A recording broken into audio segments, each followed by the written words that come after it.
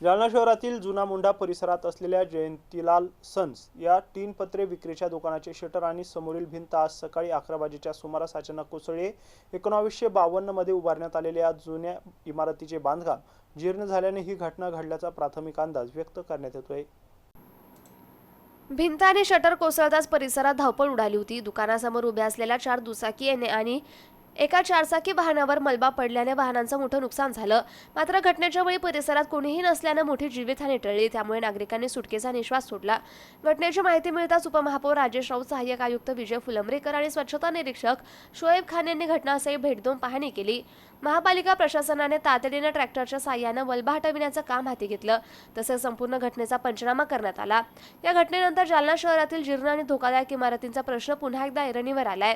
अशा सर्व इमारतींना तातडीने नोटिसा बजावून आवश्यक ती कारवाई करावी आणि नागरिकांच्या सुरक्षिततेसाठी धोकादायक बांधकामे पाडावीत अशी मागणी महापालिका आयुक्त अंजली शर्मा यांच्याकडे करणार असल्याचं उपमहापौर राजेश राऊत यांनी माध्यमांशी बोलताना सांगितलं। आजची घटना सुदैवाने केवळ मालमत्तेच्या नुकसानीपुरती मर्यादित राहिली नाही, मात्र जर वेळेस धोकादायक इमारतींवर कारवाई झाली नाही तर भविष्यात अशा मोठ्या घटनेत रूपांतरित होऊ शकतात। त्यामुळे प्रशासनाने तातडीने शहरातील सर्व जीर्ण इमारतींचे सर्वेक्षण करून कठोर कारवाई करणे आवश्यक असल्याची मागणी नागरिकांकडून होतीये।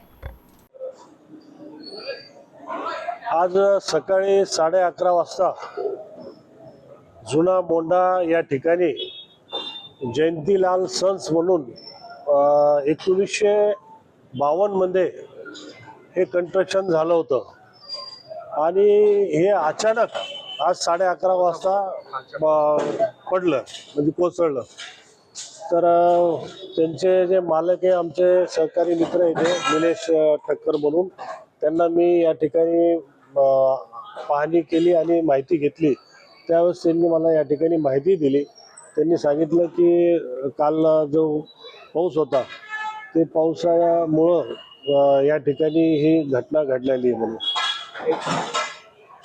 महानगरपालिकेच्या वतीने आमचे जे SI या ठिकाणचे, तर त्यांनी पंचनामा वगैरे या ठिकाणी केला आणि हे जे भिंत पडलेली आहे, शटर पडलं, त्याच्यामध्ये यांच्या 3-4 दुचाकी वाहन त्याचं या ठिकाणी नुकसान झालेलं आहे।